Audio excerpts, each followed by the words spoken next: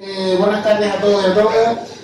Comienzo esta velada literaria, primero dando las gracias a David Pulido Suárez por invitarme a la presentación del poemario, del último poemario, de un leve trazo, que está publicado por el editorial Cuadernos del Laberinto, en concreto en la colección Anaquel de Poesía. No se trata solo de un agradecimiento desde la amistad, sino además por la admiración que me despierta su experiencia de escritura, que no es otra cosa que una definición más sobre la poesía y que rescato de Jorge Rodríguez Padrón. Sobre David Pulido Suárez voy a contextualizar un poco indicando que es filólogo hispánico por la Universidad de Las Palmas de Gran Canaria, en el que destaco, aparte de su amor para ella misma, pues su estudio sobre la autora Dolores de la Fe. También le diré que sus textos creativos, tanto poesía como relato, se publicaron en revistas que forman parte de la historia de la literatura, como Calidad o La persona de la réplica. De la misma forma, pues fue partícipe del primer encuentro de poesía joven en el año 2003, organizado por la Universidad de Salamanca y la Asociación de Hispanistas Jóvenes Calibre. Por último, he de destacar sus obras en solitario. El primero de ellos, Dame un nombre, que se publica en la editorial Idea. El segundo se llama Décima de Juguete, que se publica gracias a Canarias Vivo y en el 2017. Y bueno, esto que acabo de exponer, pues lo podemos encontrar en la sobrecubierta del libro que tenemos aquí delante. Vale, no obstante, si me permiten un poco de gravedad, como indiqué, la amistad que me une a David me permite rellenar esos espacios que existen entre las líneas de una biografía y de cualquier semblanza. Y que de otra manera hacer palpitar al autor y de hecho hacerlo cambiar un poco. Es que allá por los comienzos del año 2000, bueno, por el año 2000, que les habla ahora, pues acababa de llegar a la carrera de Filología Hispánica, lleno de la típica ilusión de un alumno recién llegado a la universidad, y también con el anhelo de conocer a personas que tuvieran pues, las mismas inquietudes que un servidor, aunque estas también pasaban por la filología que por la escritura misma, ¿no? Por la escritura creativa. Dentro de este meollo literario, este meollo filológico, David fue una de las primeras personas que conocí con una vocación incontestable hacia esta disciplina. Pero también había algo más, y era un desbocado amor hacia la literatura en todas las variables que se podían trazar en esos años. A diferencia de mí, que me atrevería a aseverar que David, aunque en aquel entonces era un autor novel, ya poseía una voz propia y un conocimiento bastante avanzado de lo que significaba el oficio de la poesía, incluso de la escritura misma. Si hablaba sobre referentes literarios, con los que construía su poética, David Pulido no solo confirmaba la influencia sobre esto, sino que poseía incluso una opinión crítica que no era muy común en los alumnos y alumnas que estudiaban filología hispánica. Déjame ver una pequeña crítica en los estudios filológicos. De hecho, me atrevería a decir que muchos de estos no solo desconocían a estos autores y autoras, sino que también tenían la capacidad de leer los versos, o entre los versos o renglones según el género literario, que granaba la literatura más allá de la mera crítica neutra que se practica, o por lo menos creo que se practica en instituciones públicas como la universidad. En pocas palabras, si por aquel entonces ni siquiera pensaba en la palabra poeta como un sustantivo para acompañar a una biografía, como es mi caso, en el caso de David, pues aparecía nítida, y creo que todos los que lo conocíamos, por aquel entonces aceptábamos su oficio con unanimidad.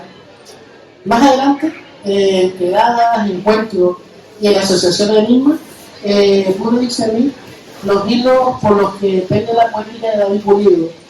Todavía en vigor, yo diría que todavía está en vigor, pues como se puede extender el libro que tenemos aquí, el basamento de las continuas lecturas no ha hecho sino afianzarlo.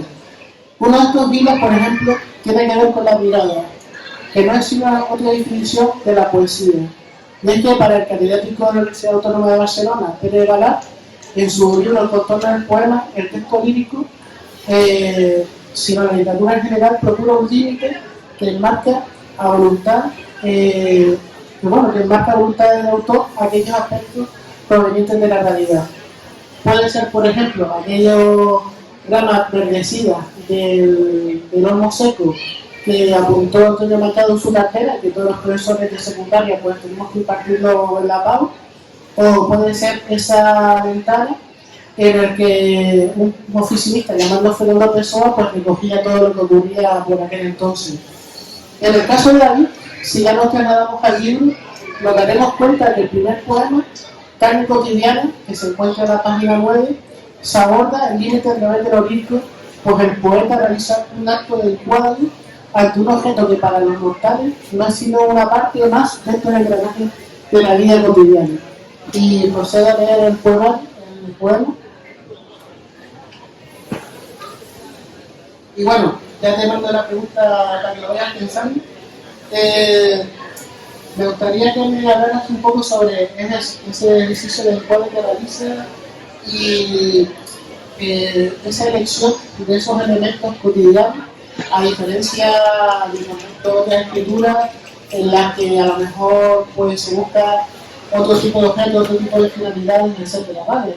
Y con ello paso a leer Carne cotidiana, que tiene una cita de Javier María que dice: cuando el cubo rebosa, entonces, pero solo entonces, su contenido es un desperdicio. Un cubo de basura es el testigo del paso de mi carne cotidiana. Su cáscara, su sobra, esta cana, el paño desgastado de mi abrigo, la sombra que cansada va conmigo, atajos lentamente se levantan, dejando que antecita la mañana los restos del desecho con que sigo. Irán acumulándose los trozos inútiles de montones de abandono. Memoria putrefacta hecha pedazos. No habrá noticia alguna de los gozos que sirvan a recuerdo con su abono. De mí no quedará ni un leve trazo. Aquí aparece ya el título, pues el último verso, pues el título del poema. Y te paso el testigo. Muy buenas tardes a todos y a todas. Muchísimas gracias, Pablo, por tu presentación. Me alegro mucho de que estés aquí conmigo. Es verdad, tenemos una amistad hace ya unos cuantos años y celebro que así sea. Respondiendo a tu pregunta, bueno, yo estoy convencido de que la cotidianeidad está llena de simbología. No hace falta irse a demasiadas lecturas filosóficas a veces para describir algo que puede arrancarse directamente de un cubo de basura. Este tipo de visión es algo que aprendí entre otros poetas, de uno de que he nombrado muchísimas veces y lo seguiré nombrando hasta la muerte, que es Manuel Díaz Martínez. La sencillez no solo en la expresión, sino a la hora de escoger la metáfora, la comparación, la simbología. El mundo está lleno de esas cosas, el día a día, no más que hay que observarlas. Yo así es como me siento más cómodo y es la forma más, creo, sencilla de llegar al lector, de llegar a la lectora y sobre todo también, y lo primero que es más importante, de entenderme a mí mismo, ¿no? Cuando realizo el poema, porque con quien primero uno habla es con uno mismo y posteriormente pues con los demás. Esa es la razón por la que escojo este tipo de simbología. Pues continuamos, porque otra de las cosas que encuentro en el libro es la transformación de la realidad en palabras.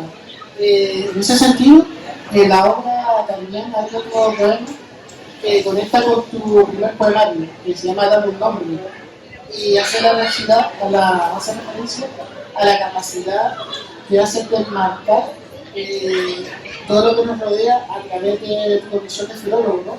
Y ese poema, que se llama Nombre, ¿no? Que lo tienes en la página 11. A mí me encanta, yo creo que así saliendo un poco del guión, dentro de esa enseñanza que, bueno, o por lo menos lo que aprendía cuando te empecé a conocer y hablaba un poco de esa concepción de la poesía, era de la capacidad que tiene un nombre, una palabra que contiene incluso de delimitar una realidad. Y digo, pues tienes toda la razón, ¿no? Y por eso después se juega un poco con la poesía sobre lo que es lo que se sugiere y todo eso, pero en tu caso hay esa, se llama esa condición de buscar esa palabra o de tener en cuenta que una palabra ya delimita o transforma, ¿no? Ese objeto en sí mismo. Y me gustaría hablar de eso y que me leyera el poema de la página 11 que se llama Nombre. Efectivamente, nombrar algo es crear, es delimitar una realidad, es ponerle límites, es ponerle bordes. Es verdad, bien dices, que ese poema está relacionado en buena parte con el primer poemario que publiqué, Dame un nombre, en el que en una parte de él reflexiono sobre esa capacidad que tenemos los seres humanos y la necesidad que tenemos de nombrar las cosas para acotarlas, para etiquetarlas, aunque queramos que no, lo necesitamos para ordenar el universo, todo cuanto nos rodea. Por aquel entonces, cuando escribí ese poemario, yo era, digamos, más adolescente, y lo que yo tenía en ese entonces en la cabeza era la importancia de tener el nombre de aquella chica que te gustaba, ¿no? Yo recuerdo que mi pensamiento era algo así como que lo primero que hace cuando te gusta una chica es preguntar ¿y cómo se llama? Qué cosa tan aparentemente absurda, pero con ese gesto es como si no tuviera un lugar al que enviar sus sueños, sus ilusiones, sus deseos. Es como si fuera una especie de dirección de correo anímico al que uno manda las cosas, ¿no? Luego en el tiempo sigues desarrollando ese pensamiento y te das cuenta de que en la Biblia aparece, ¿no? O sea, Dios crea el mundo a través de la palabra. Y si vamos por allí, pensamos también por Ramón Jiménez, inteligencia, dame el nombre exacto de las cosas. Y a medida que uno va leyendo y va conociendo más literatura, se va dando cuenta que no está solo en esa búsqueda, y mucho menos, por supuesto, hay muchísima poesía escrita al respecto sobre la capacidad de nombrar del ser humano como acto creativo. Aquello que no se nombra, teóricamente, es aquello que no existe. Yo tampoco creería eso porque un objeto está, pero es verdad que en el momento en que lo nombramos, adquiere una entidad, digamos, platónica, en el sentido de que sustraemos de eso, en la realidad creamos una idea y la metemos dentro de nuestro ser. Y por eso el nombre siempre ha sido algo recurrente en mí. Entonces este poema que voy a leer ahora tiene una cita de un autor, que ahora citaré, un autor que se llama Wilfred Stroop. Yo recuerdo que estaba leyendo un libro que se llama El latín ha muerto, viva el latín, en el que se explica la importancia del latín en nuestra vida diaria, ¿no? Y en nuestro idioma actual, que es el español, y en todas las lenguas romances. Entonces, la cita de Wilfred Stroop dice lo siguiente. Además, fue leer la cita, estas 3 líneas, y de golpe me nació el poema, o sea, que vino el solo. Dice: hijo natural de cierto Octavius, tras ser adoptado por el dictador Julio César y siguiendo los usos, se le llamó Caius Julius Caesar Octavianus. Entonces me di cuenta que efectivamente el dictador Julio César adoptó a Octavius y le añadió sus propios nombres, o sea, lo incluyó dentro de su genealogía. Entonces dice así: un nombre de otro cuerpo nos limita, distingue nuestros gestos, nos enmarca, acoge nuestro tiempo porque abarca los huesos y la sangre donde habita.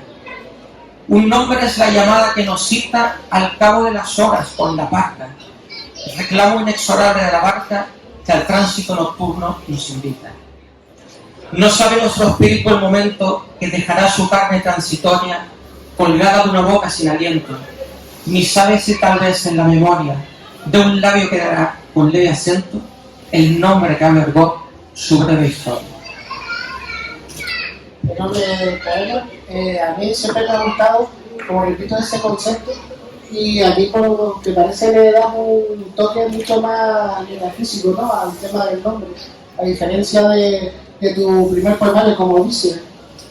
Claro, ya han pasado años desde aquel poemario, porque se lo publiqué en 2011, este lo publiqué en 2023, pero lleva una escritura casi de una década aproximadamente, y entonces han sido muchos años de lectura, muchos años de reflexión, y mal hubiera estado que en todo ese tiempo no hubiera avanzado. Sin embargo, sí se conserva la esencia de la certeza de que cuando recibimos un nombre, cuando se nos bautiza de una forma, en ese nombre queda contenido un tiempo y un espacio. El tiempo es el que tenemos para vivir, el que sea.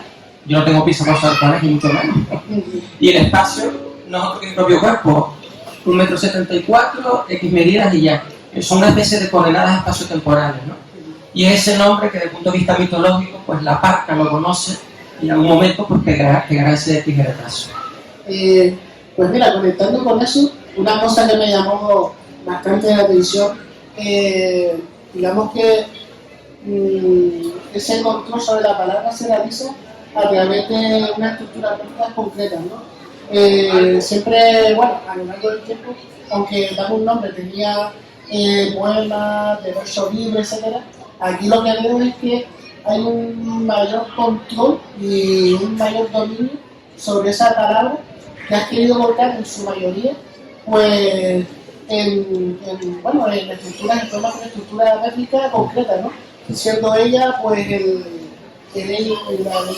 soneto, ¿no? Correcto. Y, por ejemplo, aquí lo digo un poco, ¿no? Que aquí como que intentas crear una especie de sincretismo de varios aspectos de tu poética, ¿no?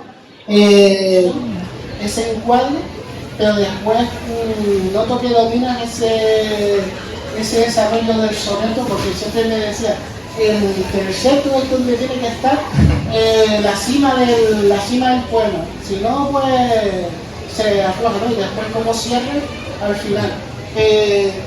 Yo creo que también una cosa que permite el soneto es el decasílabo. Bueno, el decasílabo permite esa reflexión, ¿no? Y así me gustaría, pues, preguntarte sobre la elección de los sonetos ante esa elección. Bueno, a ver, la literatura es una bella arte, y todas las bellas artes, y aquí tenemos una pintora, que lo sabe, tenemos la escultura, todos estos oficios tienen una serie de herramientas y una serie de elementos básicos que hay que conocerlo, si se quiere hacer bien y con responsabilidad el trabajo como se ha propuesto hacer. Entonces, igual que un pintor, una pintora, un arquitecta, etcétera, tiene que conocer, pues, unas medidas, los colores, cómo se hacen las mezclas, etcétera, etcétera. Es lógico, es natural que cuando se escribe poesía o en general literatura se conozcan ciertos elementos básicos con los que se trabaja. Manejarlo, no digo hasta la perfección, pero manejarlo lo mejor posible, y luego con el tiempo, cuando se haya conocido el uso de ese instrumental, superarlo si se desea. Yo soy del pensamiento, además, que cuando uno se entrena, además por gusto, no por obligación, desde luego, pero cuando uno se entrena en las sílabas juntadas, ¿no?, que diría Gonzalo de Berceo, cuando luego escribe en verso libre, desarrolla una gran capacidad de síntesis. Ya no se le va, no se embarroca a la hora de expresarse, no se va por los cerros de V, sino que sabe concentrar el pensamiento. Ese es el poder que da escribir con métrica, con rima, escribir sonetos, más aún escribir décimas incluso, que son todavía estrofas todavía mucho más cortas, pero hasta yo lo vivo como un reto, porque me obliga a eso, a sintetizar el pensamiento, a sintetizar la palabra y buscar exactamente lo que quiero decir. Eso no quiere decir que no pueda utilizar la metáfora y explayarme, sí, pero siempre manteniéndome dentro de unos límites. Entonces, es verdad que hay momentos en que uno se engancha a escribir de esta forma, y reconozco que hay momentos en los que deseo salir de ahí, porque uno se siente dulcemente atrapado, pero simplemente por el hecho de que ha desarrollado tanta la capacidad de crear en decasílabos los octosílabos, que luego sin querer le salen, incluso a la hora de escribir en prosa, le salen frases que son en decasílabos, pero no puede ser, pues sí, sucede. De todos modos, también soy del pensamiento que, a ver, el poema no se escribe solo, evidentemente, es el poeta quien lo hace, pero es verdad que en ocasiones parece que el texto pide ser escrito de una manera o de otra. Tú eso lo sabes, seguro. Sí, sí. Uno siente de forma intuitiva que el poema debe ser escrito así o así. Necesita una décima, una octava real, un soneto, un verso libre, un solo verso, un cuarteto, en fin. Y eso es lo maravilloso de la poesía, o sea, hay que tener un control sobre ella, pero también ese puntito de dejarse llevar por ella. Creo que ahí es donde reside la magia, porque no todo es solo técnica, porque se pueden escribir sonetos perfectos, pero carentes de literatura. Y en cambio leer mucha poesía en verso libre, que carezca totalmente, a lo mejor de rima, de metro, etcétera, pero se sabe que es poesía pura. Eso no hay duda. O sea, yo no soy tampoco un ortodoxo que piensa que si no es soneto, no es décima, octava real, no es poesía. No, mentira. Sino simplemente pienso que hay que conocer las herramientas del oficio, aplicarlas y luego, si se quiere, romper esas reglas con el paso del tiempo. Antes de hablar del oficio, porque también lo hablo aquí, te voy a pedir que me leas un texto que no es soneto, que lo escuché cuando fuimos a leer a una Santa Brígida, que era el de Pleamar, que se sale totalmente del soneto y que tiene que ver un poco lo que acabas de decir, que es que según el tema o según el impulso, pues tú adaptas la forma, ¿no?, al contenido. Yo voy a pedirte de leer un soneto, que lo tenía aquí en el guión, pero cuando dijiste eso, y después, por supuesto, teniendo en cuenta ese texto que es Pleamar, que a mí me encanta, pues sí, sería, vamos, una herejía no pedírtelo. Te lo leo con mucho gusto, además tengo el placer de decir que es un texto... Y me explicas por qué lo elegiste así, escrito fuera de toda forma métrica, incluso fuera de todo verso libre, de todo esto. Lo voy a leer primero, Pleamar. Es prosa poética. Abrí tus piernas lentamente, como quien aparta con delicadeza los pétalos de una rara flor y deja al descubierto el pistilo antes pegado. Mis manos amasaron el pan inflamado de tus muslos y mi boca, poco a poco, aproximó la humedad de su lengua al insólito mar contenido en tus párpados de fuego. La poma ardiente vibró con aleteos de mariposa al primer mordisco y todo el tallo tórrido de tu cuerpo quedó arqueado y suspendido en la punta de un gemido casi sollozante. Sumergido en aquella trémula ofrenda frutal, bebí en la copa de tus labios la pulposa abundancia de la uva, sorbí el dátil de palmera estremecida y nadé el zumo y la ambrosía virginal. Tus piernas, escalofrío, cañaveral vibrante, empañé los campos de trigo de tu vientre, retosé en el botón de tu semilla, devoré desbordado el erizado oleaje de tus pechos y crucé, órfico suicida, tus magmáticos umbrales. Acuática tremolas, alga, pez, sirena, con un estertor de hembra enloquecida, mientras yo crezco y muero espumoso en la playa de tu cintura como una propagada pleamar de raíces. ¿Por qué elegiste aquí, te saliste? Yo creo que es el único poema o texto que te sale de la noción de eso, del soneto, de la cultura métrica. Sí, totalmente, o sea, este poema, sí, yo lo considero poema. Poema está escrito, o sea, a ver, hay que tener en cuenta que la poesía no solo se encuentra en los versos, es decir, la lírica se encuentra allí, y esto parece una especie de redundancia, paradoja donde haya poesía, ¿no? Porque dije antes, puede haber técnica perfecta, pero carencia absoluta de lírica, ¿no? Entonces, Pleamar, recuerdo perfectamente el día en que fue escrito, y simplemente me brotó de esta manera, o sea, lo que decía antes, pidió ser escrito así, no de otra forma, en prosa. Yo creo también porque hay una suerte de dilatación expresiva que no me daba o no sentía yo de forma intuitiva que me dieran pues un verso, ¿no?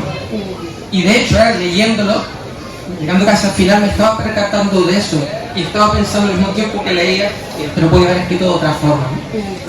Y es el único texto, efectivamente, de todo el libro que es prosa, absolutamente. Yo al principio dudaba si meterlo o no por aquello de que era puramente prosa, pero decidí que sí, por dos motivos. Primero, porque me había nacido durante todos estos años de escritura, y después porque al fin y al cabo es poesía lo que hay aquí. Por lo tanto, por eso es bueno, dicho esto, también yo leí en el dorso del libro, bueno, aparte de hablando de esto, que el libro sale de a 10 años a refugio de, bueno, son textos que salen a lo largo de 10 años a refugio de las prisas, ¿no? Sí, y sí. que bueno, que ahí pues tiene esa concepción de que la poesía pues surge un poco pues del chispazo, ¿no? Esa epifanía, supongo yo, digamos en combinación, ¿no?, con la visión que tiene sobre tu poeta, bueno, preferido o admirado, ¿no?, que es Miguel Hernández. A mí me gustaría que me hablaran un poco sobre esa concepción de tu obra, porque claro, son 10 años y luego sale la obra, a diferencia de, bueno, yo, sin buscar la polémica, ¿no?, de algunos autores que parece que sacan poemarios bueno, si no anuales, pues cada 2 años, etcétera, como si fuera una especie de oficio de novelista, ¿no? Que se sienta, saca el poema, se pone a trabajar, lo saca cada 2 años, etcétera. Pero bueno, después hay otros autores que, como en tu caso, que dicen, bueno, yo voy a esperar mi tiempo, voy a recoger mi tiempo y sacas eso, ¿no? Sacas estos poemas que son brillantes. ¿Qué me puedes decir de ese, sin buscar la polémica, claro? No, polémica ninguna, porque cada uno tiene su propio ritmo para escribir, es decir, hay quien escribe bellísimos poemarios cada 2 años, cada año, y porque no tiene mucho que decir, etcétera, y eso pues, también es respetable, y otros que nos tomamos pues mucho tiempo. No es una decisión, simplemente va sucediendo. Recuerdo que en la primera entrevista que me hicieron con respecto al libro, me dijeron al final, bueno, esperemos que no tardes otros 10 años, digo, pues eso no lo decido yo, y es verdad. No es ni un mérito ni un demérito, simplemente es una circunstancia personal. Lo que tengo claro es que no tengo prisa por escribir poesía. Primero porque no vivo de ello, y segundo porque ellas van haciendo a este ritmo y porque yo me siento cómodo así. Yo a veces me describo a mí mismo a la hora de escribir poesía como una especie de Carnegal, es decir, una talla canaria. Me va cayendo el agua, ¿no?, en el Carnegal, en la talla, se va colando por el culantrillo y al final pues, empieza a gotear, ¿no? Entonces ahí, cuando empieza a caer en el recipiente, se va acumulando el agua. En mi caso se van acumulando con los poemas, los versos, las reflexiones, los pensamientos, y al final puede que saque un poemario. ¿Sabes circunstancias en mi vida que sí, que el primero, dame un nombre, publicó en 2011, tardé, ahí sí fueron contados 10 años, me acuerdo, todavía estaba en la facultad y todo. Décimo que juguete me llevó como 7 años, quizás un poquito menos, y ni un retraso 8 o 9, yo redondeo en 10, más o menos, quitarle arriba un año, sumarle otro, tal.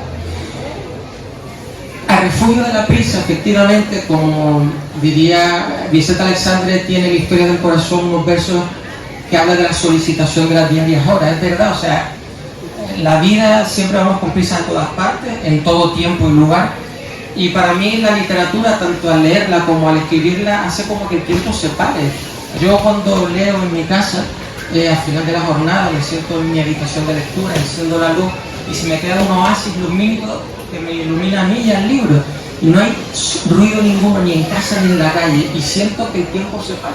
Evidentemente miro el reloj y a la hora de la mañana me voy a acostar, pero no tengo la sensación de que se me ha escapado algo, sino realmente siento que algo se ha detenido. Y cuando escribo me sucede lo mismo, entre otras cosas porque le dedico el tiempo absoluto a ese momento de escritura. Tú lo sabrás que cuando a uno se le abalanza un poema, no tiene más remedio que escribirlo, o sea, tienes que dejar lo que estés haciendo porque es una especie de atraco.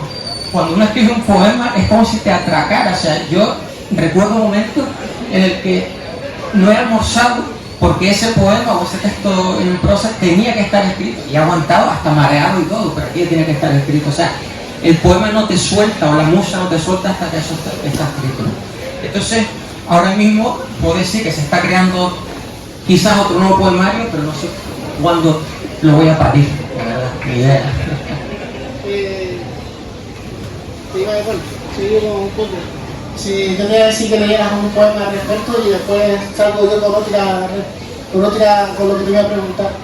Si quieres leer tú... Leo. Sí. Vale. Así, al libre albedrío. Sí. Bueno. Este poema se titula A solas mi sombra. Tiene una cita del poeta y escritor Andrés Trapiello que dice: te dejo este paisaje en testamento. He visto tu perfil entre la gente. El rostro destacaba de la fronda de cuerpos ondulantes, anaconda urbana cuya masa es indolente. Flotabas en su cima, la corriente alzaba tu figura entre las ondas menguantes o crecidas. ¿Quién te ronda? Fluías en su danza sonriente. Pasaste calle abajo con el río, dejándote llevar por la marea. La luz de tu silueta, ¿dónde brilla? La tarde es un naufragio y hace frío. La sombra de mi sombra se pasea a solas por el borde de la orilla. Genial. Yo te mandé a leer cualquier poema porque tenía un poco de trampa. Porque claro, este soneto que tiene una cita del Capillo, que no es el único autor, no es la única vez que lo cita en el libro, también cita varias veces a Pedro Flores, y bueno, también a Antonio Machado, etcétera. Y me llama, bueno, incluso digo que me llama mucha atención pues ese caudal intertextual que realiza, por ejemplo, bueno, en este poemario, ¿no? Tienes esa cita y con él hace como una especie de diálogo, pero después lo haces tuyo, ¿no? Y de hecho, bueno, también hablo un poco de que no solo lees la cita, sino también después utilizas algunos tópicos como Luis Sumo y tal, lo que le hace conectar un poco con la tradición literaria, ¿no? Yo te voy a preguntar, sin que me nombre a Manuel Díaz Martínez, porque lo quiero dejar para el final, ¿por qué la elección de estos escritores? Porque algunos sí lo citan una vez, pero sí a este aquí yo lo cita, después hablar de la cita anterior, Pedro Flores, que es lo que te aportan ellos para que tú después surques, ¿no? El verso, lo trabajes, pero mientras tanto yo te voy a leer un poema que es de Cae la sombra, que se encuentra en la página 32. De hecho, Cae la sombra tiene dos citas. Una de Fernando Pessoa que dice: nada es cierto, en cualquier hora puede sucedernos lo que todo nos cambie. Y luego otro de Jorge Guillén: el mundo está bien hecho. Es demasiado positivo Jorge Guillén, pero bueno. Dice: un hombre hace planes con su amor por la mañana. Ella está contenta, sonríe y su boca lo alimenta. El desayuno tiene su sabor. El mundo está bien hecho. El dolor es dulce cuando la mujer lo tienta. Un cuerpo sufre, un cuerpo todo inventa, pintando lo insólito del color. Despierta el hombre. Una lluvia breve derrite la ventana. Cae la sombra. El hueco de la cama está vacío. El brazo extiende. Con la mano leve en vano busca junto a él. La nombra. El hombre está desnudo, tiene frío. Contesta tu pregunta anterior, ¿no? Y si quieres también pega con otro poema. Sí. Bueno, pues la elección de los autores es un poco como los amigos. Es decir, tú tienes amigos pues para todo. Tienes amigos con los que puedes hablar de intimidades y otros con los que no, pero está muy bien para salir de marcha. Entonces uno se encuentra pues con literatura pues con más o menos hondura o con un tipo de expresión que le atrae más. Y en ciertos momentos de la vida uno siente inclinación por cierta poesía, por cierta literatura, por ciertos poetas. Entonces, es verdad, yo cito a varios autores. Al fin y al cabo, la literatura no es otra cosa que intertextualidad, es diálogo, y es imposible, absolutamente imposible, aunque sea una obviedad, pero hay gente que cree lo contrario, es imposible escribir si uno no tiene previamente nada dentro de la cabeza. Pero he oído de gente que dice que no lee para no contaminarse y ser completamente originales, cosa que no entiendo. Porque la originalidad no está en qué se dice, sino en cómo se dice. Entonces, pues, todos estos autores que tengo en el libro, con ellos he establecido diálogos literarios a través de sus lecturas, diálogos siempre en diferido. Y todos ellos, eso sí, me han aportado introspección psicológica, reflexiva, filosófica, picos de expresión que me han ayudado, que me han aportado su propio estilo. Algunas veces yo luego lo he hecho mío y lo he recreado, ¿no? Y volviendo al principio, uno lo va eligiendo según lo vaya necesitando. Pasa a veces que uno transcurre años que no acude a X autor y de repente un buen día se pasa el mes entero leyendo, por ejemplo, que se yo, a Machado, a Francisco Green, Pino Betancourt, no sé. Una pregunta, porque yo me acuerdo cuando estábamos estudiando aquellos años de doctorado, primeros años, me acuerdo que tú estabas leyendo a Brini y me decías, mira la sintaxis, cómo termina el verso y cómo termina el verso, ¿no? Abierto, aunque continúa con el cabalcamiento, ¿no? Y tal. Siempre me he preguntado para ti qué significa Brini. porque después cuando he leído a Brines, siempre me acuerdo de él, y me acaba no es nada negativo, pero estaba bien pulido como caminando con Francisco Brines cada vez, porque claro, tengo en cuenta ese aporte que tú pusiste en una conversación que tuvimos de 5 minutos, porque cada uno tenía que hacer sus cosas, y dice, no, pero mira cómo termina el verso y tal, y yo, vale, y cuando empecé a leer a Brines, era yo, pues verdad y tal, y es como si caminar con él. Y dicho esto, también te pregunto por Miguel Hernández, porque también en el torso habla de las 3 heridas y que está configurado el poemario a nivel de la ciudad. Bueno, Francisco Brines son de estos autores que me acompañaron hasta la tumba. Yo conocí su obra a través de un amigo que siempre me ha apoyado en la literatura, que es Antonio Bordón. Me regaló un libro de antológico con casi toda la poesía de Brines. Afortunadamente, a partir de aquel entonces él siguió escribiendo, ya desgraciadamente ha fallecido, y me enamoré de su poesía. Lo que a mí me aporta Brines, yo cuando lo leo, a ver si puedo expresarlo, tengo la sensación de estar asistiendo a una especie de sinfonía. Es decir, es una especie de orquesta magnífica por la profundidad y la belleza de la expresión, pero sin embargo hay una especie de contención, hay humildad en la expresión. Está aludiendo a grandes temas humanos, los básicos, amor, vida, muerte, las cosas básicas de la existencia humana, pero lo hace con grandeza al mismo tiempo con humildad, de una forma que uno parece estar escuchando una orquesta, una sinfonía en reposo. Me resulta tremendamente complicado expresar de qué eran Brines para saber lo que quiero decir, y esa es la sensación que yo percibo de la parte. Casi, no todo, pero muchas cosas que las tiene escritas en decasílabo, en verso blanco. Eso permite un flujo muy agradable en la lectura, tanto a la hora de recitarlo en voz alta como en el pensamiento, y engancha. Es una filosofía su literatura, por eso acudo con tantísima frecuencia a Brines. Son de cabecera literalmente, o sea, me puedo acostar tranquilamente en lugar de con una almohada con un libro de Brines en la cabeza. Bueno, Miguel Hernández es una querencia desde que yo era adolescente. Bien lo sabes tú, cuando estamos en la carrera y en el enigma había que elegir el nombre de un autor al que admiráramos, yo elegí sin ningún género de dudas Miguel Hernández, algo muy clarísimo.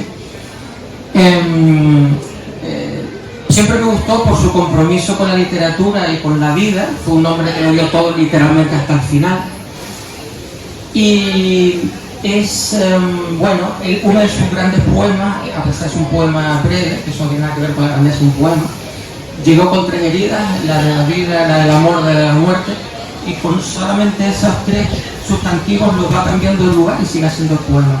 Entonces, cuando yo reflexioné sobre Ni un leve trazo, o sea, una vez escrito, pensé qué es lo que he escrito exactamente, porque uno se sorprende a veces, uno escribe, cree que sabe lo que está haciendo, pero luego en realidad está subiendo el volumen de las conversaciones internas que uno tiene y de las que no se ha percatado hasta ese momento.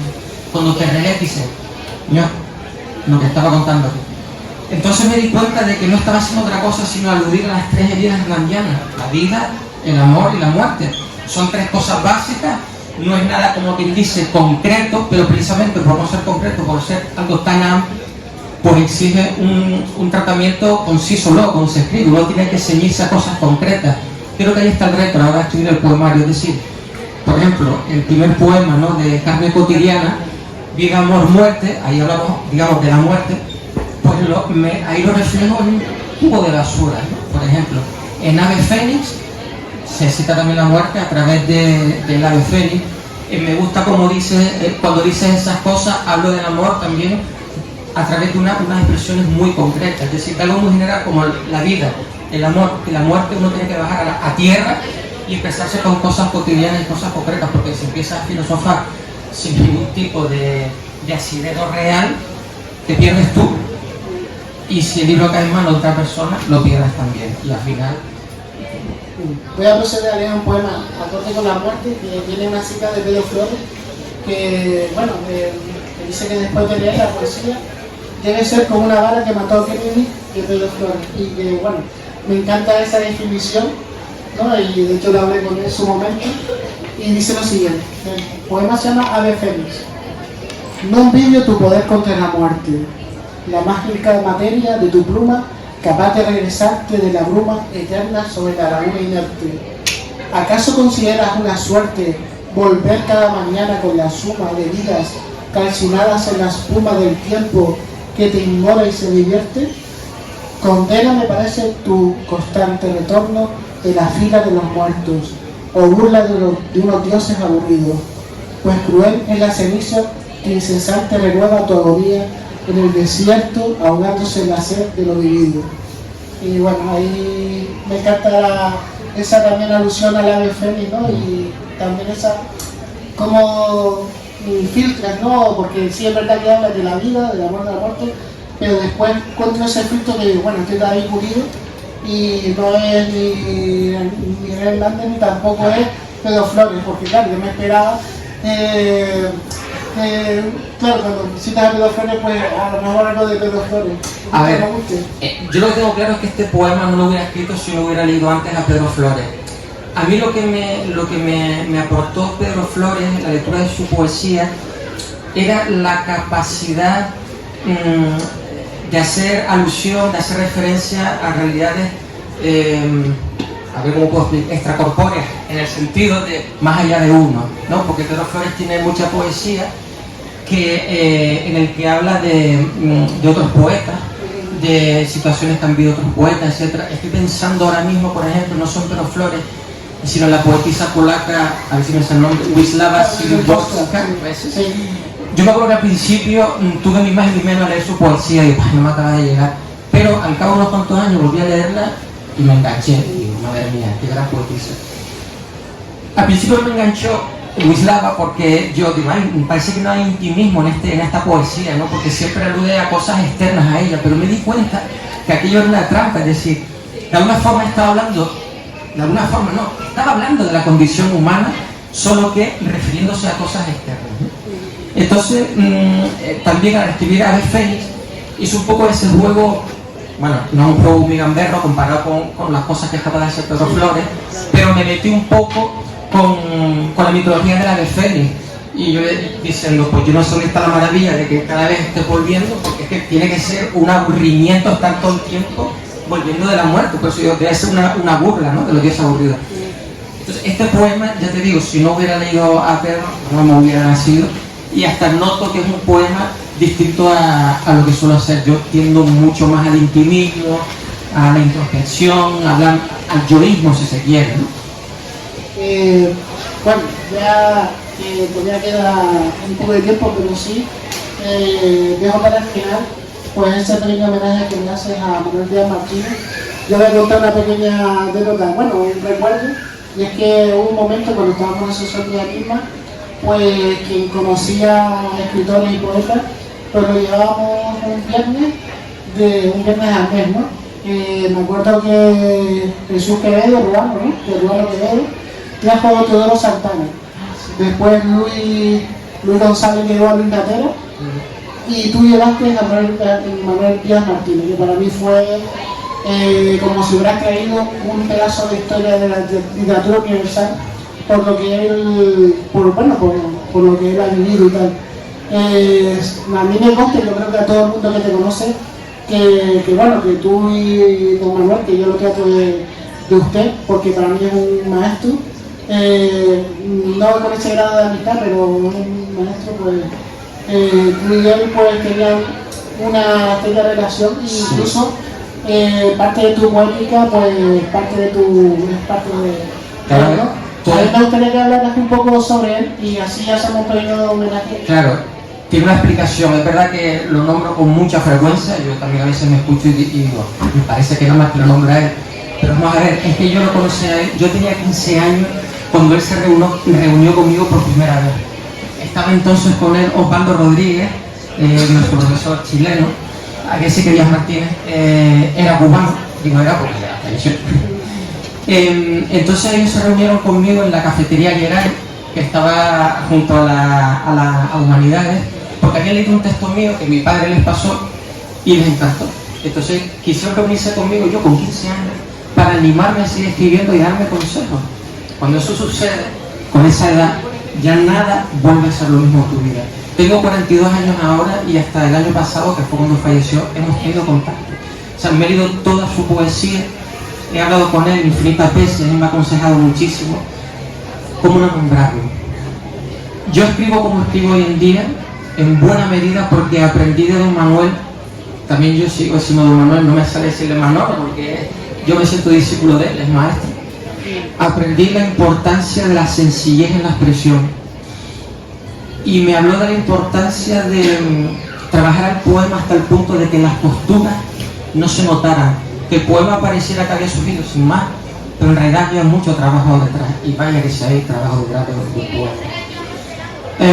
Y aparte, Díaz Martínez me dijo una vez, refiriéndose a Antonio Machado, que por supuesto Antonio Machado ya lo leía desde antes de Díaz Martínez, pero a partir de Díaz Martínez me lo bebí. Es otro poeta al que tengo también de cabecera por la sencillez de su expresión, aparente sencillez, y como diríamos en Díaz Martínez, una sencillez sospechosa. Cuando está todo tan claro, amigo, párate, porque hay algo más ahí dentro. Entonces, este poemario se lo dediqué a Manuel Díaz Martínez. Le puse a Manuel Díaz Martínez, que nunca me faltó y que hoy a tanto nos falta, in memoria. ¿Tú ibas a leerlo o lo leo yo? Lo tienes que leer tú. Lo voy a leer yo. Lo tienes que leer tú.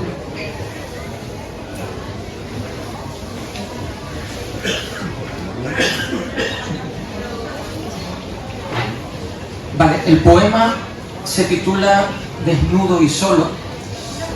Tiene una cita de unos versos de Díaz Martínez que dice: en el diamante vivo de mi carne está en acecho ya para matarme. Mi poema dice así: pacientemente aguardas mi retorno. Más tarde o más temprano volveré, lo sabes. Tú conoces en la noche la sombra de mis pasos, el sonido oscuro de mis huellas en la niebla. Pacientemente esperas mi regreso al otro lado del dintel. Contemplas el horizonte ardiente del ocaso, por donde llegaré desnudo y solo. Saldrás a recibirme con tu lomo nocturno, mientras pronuncias mi nombre. Adentro, más allá de los umbrales, tendrás dispuesto un plato de ceniza y vino con sabor a tierra negra. Ahora cuando me acuerdo también de otro texto que no es del libro sino de un nombre que es el que, bueno, y de hecho Ramón Camus siempre me lo dice, es el que después del poema surge el silencio, ¿no? Háblame de eso y ya concluye. Sí, ese poema. Y no por darle las orejas por haber incluido el poema porque es maravilloso, pero siempre me acuerdo del poema, de ese texto, ¿no? De esa parte, incluso me lo repito, del silencio que surge, ¿no? Ese sabor al final de la lectura de un poema, ¿no? Un buen poema. Exacto, ese poema surgió, me acuerdo, cuando todavía estaba en la facultad, asistí a una ponencia de un autor que llevaron y me acuerdo que nos preguntó: ¿ustedes se han dado cuenta del silencio que queda después de un poema? Y aquello fue una epifanía, fue como un balazo en la cabeza. Digo, oye, pues es verdad. No me acuerdo ese poema de memoria, pero es el poema que cierra el primer poemario, dame un nombre, y viene a decir algo así que el poema solo es poema cuando se hace silencio. Es decir, el silencio es importante antes y después del poema, igual que es importante antes o después de una pieza musical. Por eso, cuando el director de orquesta o la directora levanta los brazos, se crea un silencio, porque se va a crear un ámbito necesario para la atención. Y cuando finaliza, también, después de las respectivas toses, que todo el mundo tose, siempre hay un silencio como sobrecogido. Es lo mismo que hace falta en la poesía, es decir, un silencio previo para preparar el horno mental y emocional, y posterior porque hay que rumiar aquello que se ha escuchado o que se ha leído. A mí me ha pasado de estar leyendo un poema, estar así, acabarlo y quedarme así. Y a lo mejor no estoy pensando, sino estoy sintiendo, porque me ha dejado una especie de caricia o un dolorcillo, y por eso es importante el silencio. Si el silencio no fuera necesario e importante, no pondrían en las piezas musicales en la marquita del silencio, ¿no? De esas paradas. Y si no existiera el silencio, no se puede tampoco comparar cuando llega la belleza del sonido, toda la fuerza que él tiene. Muy bien. Pues paso a concluir y con eso ronda de preguntas, o si también alguien tiene el poemario, si lo quiere leer un poco, o si quieres tú también leer un poema que no te haya nombrado. Yo creo que ya hay que ir cerrando, sí. Pueden hacer unas preguntitas cortas y cerramos. Vale. Y le apetezca. Vale, pues entonces pasamos a la pregunta. Buenas tardes. Hola, José. David, ¿tú crees, tengo un par de preguntas, ¿tú crees que, bueno, por experiencia, yo pienso que sí, ¿tú crees que tus poemas son musicales o musicables?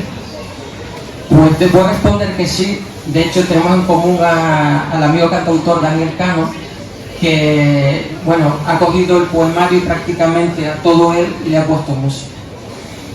Él me dice además que le resulta muy sencillo, ya no solo porque le doy la letra, sino por la disposición estrófica que doy con los sonetos y la décima. Aparte, es bonito que me haya sucedido esto porque yo desde que tengo memoria, desde que empecé a escribir, siempre soñé con que mis poemas alguna vez fueran musicados, y ha llegado ese momento. Y bueno, ya puedo decir spoiler y decir que el 29 de mayo en San Telmo estaremos Dani y yo presentando el poemario, él y Dani con la guitarra, como antes tuviste tú con Ernesto, cantará los poemas.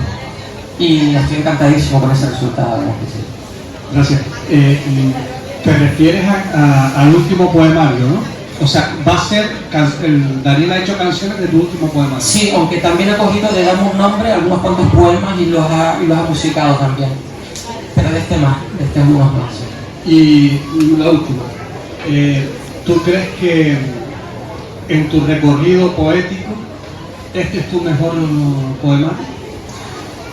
Bueno, te puedo decir que es un salto cualitativo, es inevitable, es decir, este lo escribí con los 30 y tantos años y lo publiqué el año pasado con 41, 40, 42, así.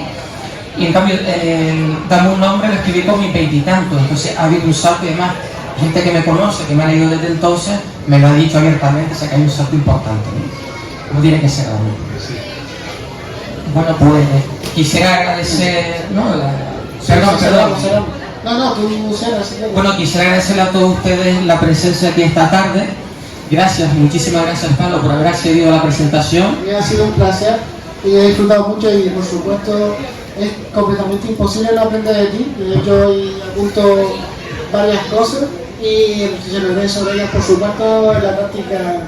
Bueno, en la práctica, ¿no? Cuando uno tenga ese chispazo, ¿no? A la hora de escribir. Y la verdad es que cuando hablo contigo siempre me salta, ¿no? Esa noción, ¿no? Eso de encontrar a alguien con, bueno, esa primera noción que tuve de encontrar a alguien con esa inquietud y ese amor hacia la palabra, ¿no? Pero sobre todo con la canción, ¿no? Esa entrega. Es mutuo, Pablo, es mutuo. Bueno, yo creo que Muchísimas gracias y gracias a la organización por todo. Gracias.